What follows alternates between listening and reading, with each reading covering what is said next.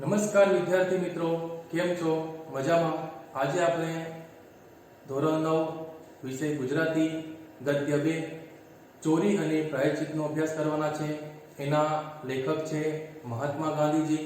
સાહિત્ય પ્રકાર છે આત્મકથા ખંડ. અને આ જે આત્મકથા ખંડ છે એ મહાત્મા ગાંધીજીની ખૂબ જ જાણીતી આત્મકથા સત્યના પ્રયોગોમાંથી આ આત્મકથા ખંડ લેવામાં આવે છે. હવે આપણે લેખકનો પરિચય મેળવીશું. તો મહાત્મા ગાંધીજીનો જન્મ પોરબંદરમાં થયો હતો. તેમણે અભ્યાસ રાજકોટ, પોરબંદર અને ઇંગ્લેન્ડમાં અભ્યાસ કર્યો હતો. અને મહાત્મા ગાંધીજીનું પૂરું નામ છે મોહનદાસ કરમચંદ ગાંધી. તેમણે જે દક્ષિણ આફ્રિકામાં જે રંગભેદની નીતિ હતી તેમાં પણ એમણે હિન્દુઓના હક માટે લડત આપી હતી. અને ભારત દેશને આઝાદી અપાવવા માટે એમણે પોતાના માથે નેતૃત્વ લીધું હતું. આ રીતે તેમણે ભારત દેશને આઝાદી અપાવી હતી. આપણે લેખકનો ટૂંકો પરિચય જોયા પછી હવે આપણે પ્રકરણની શરૂઆત કરીશું. તો મારા એક સગાની સાથે મને બીડી પીવાનો શોખ થયો. અમારી પાસે પૈસા ન મળે, બીડી પીવામાં કઈ ફાયદો છે અગર તો તેની ગંધમાં મજા છે એવું તો બેમાંથી એકેને નહોતું લાગ્યું, પણ કેવળ ધુમાડો કાઢવામાં જ કંઈક રસ છે એવું લાગેલું. તો તમે જુઓ કે મારા એક સગાની સાથે મને બીડી પીવાનો શોખ હતો. તમે જુઓ કે આ જે આત્મકથા છે, આત્મકથા એટલે ખરેખર તમે જુઓ કે કોઈ વ્યક્તિ પોતાના વિશે લખે તેને આત્મકથા કહેવામાં આવે છે. ને આત્મકથામાં કોઈ પણ દિવસ ખોટું લખી શકાતું નથી. જીવનના જે સાચા પ્રસંગો હોય એ જ પ્રસંગો આપણે આત્મકથામાં લખી શકીએ છીએ. તો મહાત્મા ગાંધીજીને પણ બાળપણમાં જેને ચોરી કરી હતી એ ચોરીની કબૂલાત ખરેખર એમણે પોતાની આત્મકથામાં કરી છે. અને આત્મકથામાંથી એક પ્રકરણ ખાલી આપણા અભ્યાસક્રમમાં મૂકવામાં આવેલ છે. એના સત્યના પ્રયોગ જે આત્મકથા છે એ આત્મકથાના છે ને અનેક ભાષાઓમાં અનુવાદ થયેલા છે. ખાલી ગુજરાત નહીં, ખાલી ભારત નહીં, પરંતુ વિશ્વની છે ને તમામ નવલકથાઓમાં કાં તો તમામ આત્મકથાઓમાં આ છે ને આપણી જે આત્મકથા છે મહાત્મા ગાંધીજીની એ આત્મકથા છે ને સ્થાન પામેલી છે. એના અનુવાદો એટલે કે જે ઇંગ્લિશ ભાષા છે કે ફ્રેન્ચ ભાષા છે, બધી ભાષાઓમાં જે અનુવાદ થયેલા છે એટલે કે બીજી ભાષાના લોકો પણ છે ને આ આત્મકથામાં શું કહેવામાં આવ્યું છે તે જાણી શકે છે. હવે અહીંયા પહેલી જો આપણો પેરેગ્રાફ છે એમાં તમે જુઓ કે મારા એક સગાની સાથે મને બીડી પીવાનો શોખ થયો. એટલે મહાત્મા ગાંધીજી કહે છે કે મારા એક સગાની સાથે મને છે ને બીડી પીવાનો શોખ થયો. તો જો એમણે કબૂલાત કરી છે કે આજે તમે જુઓ કે મહાત્મા ગાંધીજીને આપણે રાષ્ટ્રપિતા તરીકે ઓળખીએ છીએ, એક મહાન વ્યક્તિ તરીકે ઓળખીએ છીએ. તો ખરેખર કહે છે કે મારા એક સગાની સાથે જો બીડી એક વ્યસન છે તો આ પ્રકારનું વ્યસન કરવાનો છે ને મને પણ શોખ થયો હતો. તો તમે જુઓ કે આજે સમય આત્મા એમણે લખ્યું છે કે એમની ઉંમર તે સમયે 12-13 વર્ષની ઉંમર હતી. તે સમયે ખરેખર આમને છે ને આ બીડી પીવાનો શોખ થયો હતો. જો અમારી પાસે પૈસા ન મળે, જો સ્વાભાવિક છે કે 12-13 વર્ષની બાલ્ય અવસ્થા હશે એવા સમયમાં ખરેખર છે ને વિદ્યાર્થી પાસે કે બાળકો પાસે પૈસા રહેવાના નથી. બીડી પીવામાં કઈ ફાયદો છે અગર તો તેની ગંધમાં મજા છે એવું તો બેમાંથી એકેને નહોતું લાગ્યું, પણ કેવળ ધુમાડો કાઢવામાં જ રસ છે એવું લાગેલું. તો જુઓ કે બીડી પીવામાં કઈ ફાયદો છે, કઈ રસ છે એવું અમને તે સમયે લાગ્યો નતો. એટલે કે બીડી પીવાથી શું ફાયદો થાય છે કે શું આનંદ આવે તે ખબર પડતી નથી, પરંતુ એમને એટલું ખબર છે કે ના, બીડી પીવાથી છે ને ધુમાડો નીકળે છે અને ધુમાડો નીકળવાથી છે ને આનંદ આવે છે. ખાલી એમને એટલું જ ખબર હતું કે ના, બીડી પીવાથી ધુમાડો નીકળે છે અને ધુમાડોમાંથી જ આનંદ આવે છે. મારા કાકાને બીડી પીવાની ટેવ હતી ને તેમને તથા બીજાને ધુમાડા કાઢતા જોઈ અમને પણ ફૂંકવાની ઈચ્છા થઈ. પૈસા તો ગાંઠે ન મળે એટલે કાકા બીડીના ઠૂંઠા ફેંકી દે તે ચોરવાનું અમે શરૂ કર્યું. તો જો કે મારા એક કાકા છે, એ કાકાને બીડી પીવાનો શોખ હતો ને એમને જોઈને ખરેખર છે ને મહાત્મા ગાંધીજીને પણ બીડી પીવાનો શોખ થાય છે. પછી જુઓ કે પૈસા તો ગાંઠે ન મળે, ગાંઠે એટલે કે ખિસ્સામાં કાં તો ગજવામાં, શબ્દોના અર્થ યાદ રાખવાના છે. પછી એટલે કાકા બીડીના ઠૂંઠા એટલે ઠૂંઠા શબ્દનો અર્થ થાય છે કે કાકા જે બીડી પીએ છે ને જે વધેલી બીડી ફેંકી દે છે એને શું કહેવામાં આવે છે? ટૂટા. એટલે મહાત્મા ગાંધીજી એમ કહે છે કે જે બીડીના પૈસા તે સમયે અમારી પાસે છે ને અમારા ખિસ્સામાં એટલે ગજવામાં પૈસા હતા નહીં, એટલે અમે બીડીની ખરીદી કરી શકીએ એમ હતા નહીં. પરંતુ જે કાકા બીડી પીતા હતા અને બીડી પીધા પછી જે ટૂટા ફેંકી દે છે, વધેલી બીડી જે પાછળનો ભાગ જે આવે છે અડધો ભાગ ફેંકી દે છે, એ ખરેખર છે ને અમે ચોરવાનું શરૂ કર્યું. એટલે કે જે કાકા પીધા પછી જે બીડી ફેંકી દે છે એ બીડીના ટૂટા છે ને અમે વીણી લાવી અને ચોરતા હતા. પણ ઠૂઠા કઈ હર વખતે મળી ન શકે અને તેમાંથી બહુ ધુમાડાએ ન નીકળે, એટલે ચાકરની ગાંઠે બે ચાર દોગડા હોય તેમાંથી વચ્ચે વચ્ચે એકાદ ચોરવાની ટેવ પાડીને અમે બીડી ખરીદતા થયા. જો હર વખતે એટલે કે દર વખતે અને ચાકરની ગાંઠે બે ચાર દોગડા એટલે ખરેખર છે ને એક જૂનો સિક્કો, પહેલાના સમયના એક સિક્કા માટે આ શબ્દ વાપરવામાં આવેલો છે. તો જો કે દર વખતે કારણ કે જે કાકા બીડી પીને ફેંકે છે ઠૂઠા એ તો અમે ચોરવાનું શરૂઆત કરી, પરંતુ કાકા કયા સમયે અને ક્યાં બીડી પીએ એ કઈ નક્કી હોતું નથી. એટલે કે કાકા ઘરે હશે ને બીડી પીને ફેંકશે તો અમે વળી લેશું, પરંતુ કશે ફરવા ગયા ત્યાં બીડી પીને ફેંકે તો ત્યાં અમને કઈ મળવાનું નથી. એટલે કે દર વખતે અમને બીડીના ઠૂઠા મળી શકતા ન હતા. એટલે શું કર્યું? ચાકરની ગાંઠે એટલે કે જે ચાકરના ખિસ્સા ની વાત કરી છે, ચાકર એટલે કે જે નોકર છે, તો નોકરના ખિસ્સામાંથી અમે છે ને બે ચાર દોગડા એટલે કે એક બે પૈસા ચોરવાની શરૂઆત કરે છે. કારણ કે એમને બીડી પીવાની ખૂબ ઈચ્છા થાય છે, એમને રહેવાતું નથી. એટલે શું કરે છે? જે નોકર હોય છે એ નોકરના ખિસ્સામાંથી પણ એ પૈસા ચોરવાની શરૂઆત કરે છે. તમે જુઓ કે જે મહાત્મા ગાંધીને આપણે રાષ્ટ્રપિતા તરીકે ઓળખે છે, એમને પણ ખરેખર બાલ્ય અવસ્થામાં બાળકાળમાં ખરેખર છે ને આ રીતે એમને ચોરી કરી હતી એની નિખાલસપણે કબૂલાત કરેલી છે. પછી જોઈએ વચ્ચે વચ્ચે એકા ચોર જે કરે અમે બીડી ખરીદતા ત્યાં જો તો નોકરના ખિસ્સામાંથી પૈસા તો શું કરે છે? બીડીની ખરીદી કરે છે. પણ એને સંગરવી ક્યાં એ સવાલ થઈ પડ્યો. સંગરવી એટલે કે સાચવી કે ના અમે તો પૈસા ચોરી લઈએ અને પછી બીડી લાવે, પરંતુ બીડીને મૂકવી ક્યાં? કારણ કે બીડી કોઈ ઘરમાં જોઈ જાય, મમ્મી પપ્પા જોઈ જાય તો માર ખાવાનો વારો આવે. એટલે ખરેખર છે ને આ રીતે અમે બીડી તો લાવતા હતા, પરંતુ એને સાચવવી એને મૂકવી અમારા માટે છે ને મુશ્કેલ પડતું હતું. વડીલોમાં દેખતા તો બીડી પીવાય જ નહીં એ ખબર હતી. જેમ તેમ કરી બે ચાર દોગડા ચોરીને થોડા અઠવાડિયા ચલાવ્યું. દરમિયાન સાંભળ્યું કે એક જાતના સોડ, તેનું નામ તો ભૂલી ગયો છું, થાય છે તેની ડાંખરી બીડીની જેમ સળગે છે ને તે પી શકાય. અમે તે મેળવીને ફૂંકતા થયા. તો જો ખરેખર છે ને વડીલોની સામે એટલે કે આપણા જે વડીલો છે, માતા પિતા છે કે કાકા મામા છે, તો વડીલોની સામે આપણે બીડી પી શકીએ નહીં એટલી તો અમને ખબર હતી. એટલે કે અમને એટલું તો ખબર છે કે આ એક વ્યસન છે ને વડીલોની સામે આપણે વ્યસન કરી શકીએ એમ નથી. એટલે એ જે સંગર્ભનો પ્રશ્ન છે એના કારણે શું કરે છે? જે નોકરના પૈસા ચોરતા હતા એ ચોરવાના એ બંધ કરે છે અને પછી શું કરે છે? તો ખરેખર છે ને એમને સાંભળવા મળે છે કે એક પ્રકારનો છોડ છે તેનું નામ હું ભૂલી ગયો છું કે એ છોડની છે ને ડાકરી એટલે કે એની જે ડાળી છે એ તોડી અને જો આપણે એને બીડીની જેમ સળગે છે એવું અમે લોકો પાસે સાંભળ્યું છે. એટલે નોકર પાસેથી પૈસા ચોરવાનું અમે બંધ કરીએ છીએ અને ડાકરી મેળવી અને પછી એ ડાકરીમાં ફૂંકે છે. એટલે કે મહાત્મા ગાંધીને ખાલી ધુમાડો કાઢવામાં રસ છે, એટલે કે ડાકરી મેળવે છે કારણ કે ડાકરી માટે એને પૈસા ચૂકવવા પડતા નથી. તો એ ડાકરી લઈ આવે છે અને ડાકરીની જે છે એમાંથી એ લોકો છે ધુમાડો ફૂંકતા થાય છે. પણ અમને સંતોષ ન થયો. અમારી પરાધીનતા અમને સાલવા લાગી. જો પરાધીનતા એટલે કે પરવશતા કાં તો લાચારી.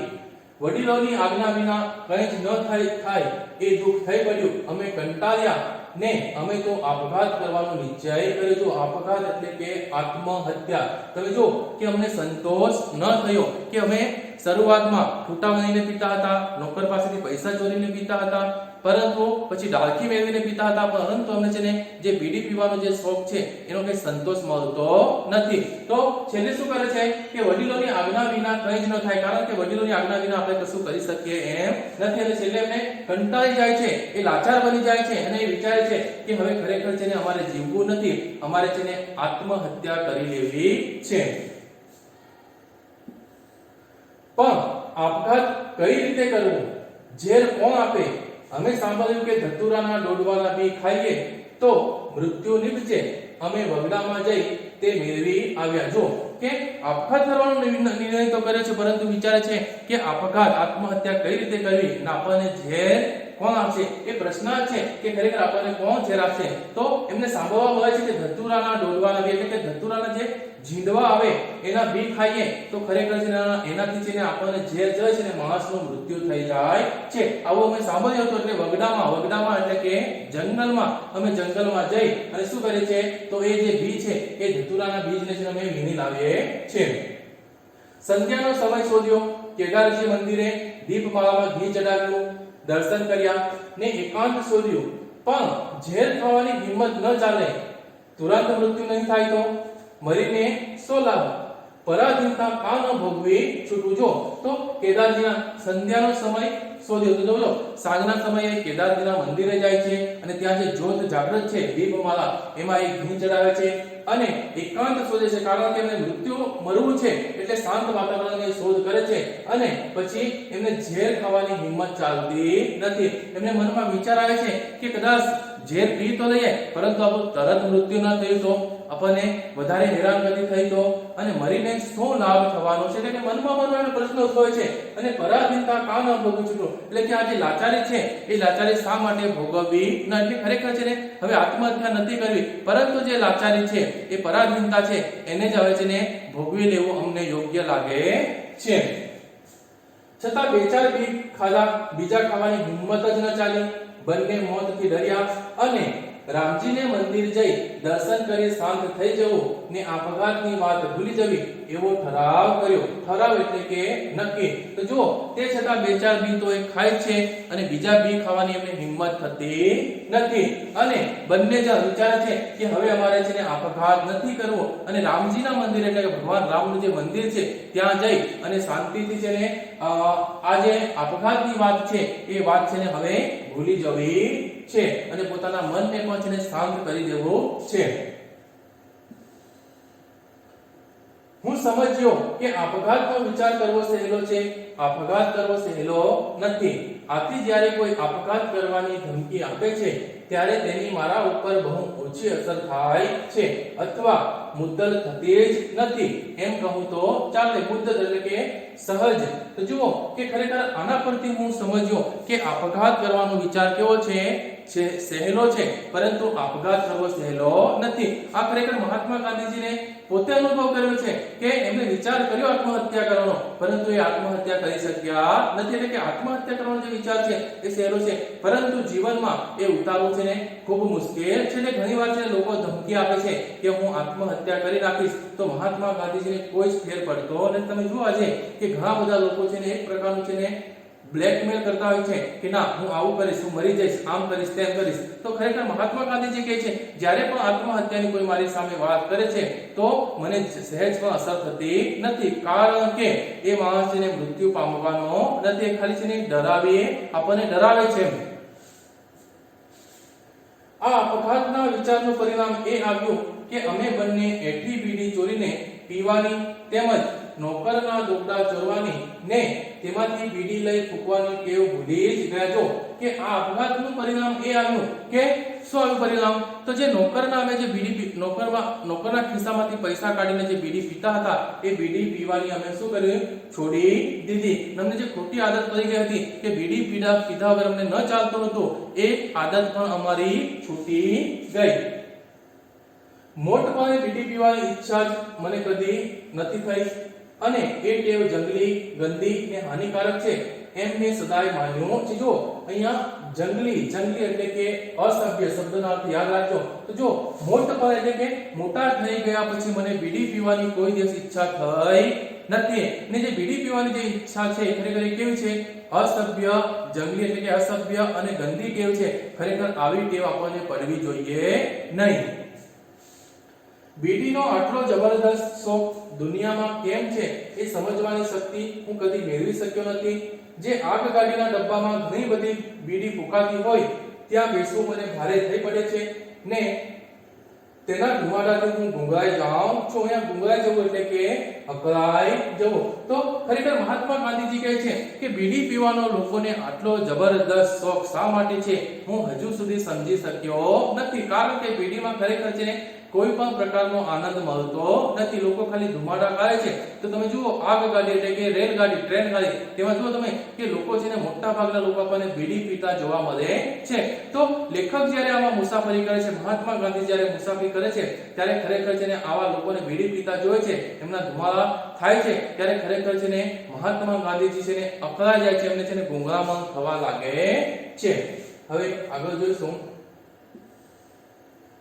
બીડીઓના ટૂટા ચોરવા ને તેને અંગે ચાકરના દોરડા ચોરવા એ દોષના કરતા બીજો એક ચોરીનો દોષ જે મારાથી થયો તેને હું વધારે ગંભીર ગણું છું. બીડીનો દોષ થયો ત્યારે ઉંમર 12-13 વર્ષની હશે, કદાચ તેથી ઓછી. તો જો તમે જુઓ કે બીડીઓના ટૂટા ચોરવા અને ચાકરના દોરડા ચોરવા એ દોષ કરતા બીજો એક ચોરીનો દોષ મારાથી થયો તેને હું વધારે ગંભીર ગણું છું. એટલે કે મહાત્મા ગાંધીજી કહે છે કે હું કાકાની જે પીધેલા ટૂટા હતા એ બીડી ચોરવાનો પહેલા શરૂઆત કરી હતી, પછી નોકરના ખિસ્સામાંથી પૈસા ચોરીને બીડી પીતા હતા. એ દોષ તો મારાથી થયા જ, સાથે સાથે એના કરતા પણ મને છે ને એક મારાથી મોટી ભૂલ થઈ હતી, તેને હું વધારે ગંભીર ગણું છું. તો કઈ ભૂલ હતી તે જોઈએ આપણે.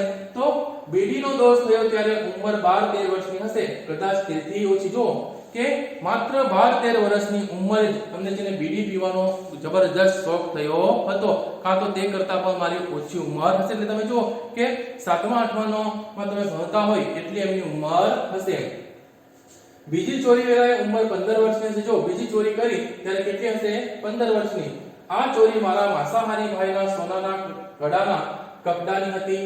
તેમણે નાનું સરખું એટલે કે 25 રૂપિયાનું ખર્ચ કર્યું હતું. જો હવે બીજી જે ચોરી કરી છે એ ચોરી 15 વર્ષની ઉંમરે કરી છે. સાની છે? તો મારો જે માંસાહારી ભાઈ છે એ માંસાહારી ભાઈના સોનાના કડા એટલે કે એના કાંડામાં પહેરવાનું જે સોનાનું કડું હતું એમાં છે ને કકડાની એટલે કે ટુકડો, તો હાથમાં પહેરવાનું જે કાંડાનું સોનાનું કડું હતું એમાંથી છે ને એક તોલું જેટલું એ કાપી અને શું કરે છે? વેચી નાખે છે. એમાં મહાત્મા ગાંધીજી પણ એને છે ને સાથ સહકાર આપે છે. એ એમનાથી ચોરીની ભૂલ થઈ હતી. અને કેટલું દેવું થયું હતું? એમના ભાઈને કેટલું દેવું હતું? 25 રૂપિયાનું દેવું થઈ ગયું. કરજ એટલે કે દેવું થઈ ગયું હતું. એ કેમ બતાવવું એનો અમે બંને ભાઈએ વિચાર કરતા હતા. મારા ભાઈને હાથે સોનાનું નક્કર કડું હતું, તેમાંથી એક તોલો સોનું કાપવું મુશ્કેલ નહોતું. નક્કર એટલે કે અહીંયા શુદ્ધ. તમે જુઓ કે મારા ભાઈના હાથમાં છે ને એક સોનાનું કડું હતું ને સોનાના કડામાંથી એક તોલું એટલે કેટલું? તો 11 ગ્રામ એટલે કે 1 તોલા જેટલું અંદરથી છે ને આપણે સોનું કાપી લઈશું તો કોઈને ખબર પણ પડવાની નથી. અને અમે 1 તોલું સોનું એમાંથી કાપી અને પછી વેચી દઈએ છે. તો આ એક મારે ભૂલ થઈ હતી કે મારા ભાઈને મેં સાથ આપવા માટે ચોરી કરી હતી. તો અહીંયા સુધી આપણે ભાગ 1 માં જોયો. હવે આના પછી આપણે છે ને ભાગ 2 માં આગળના પેરેગ્રાફનો આપણે અભ્યાસ કરીશું.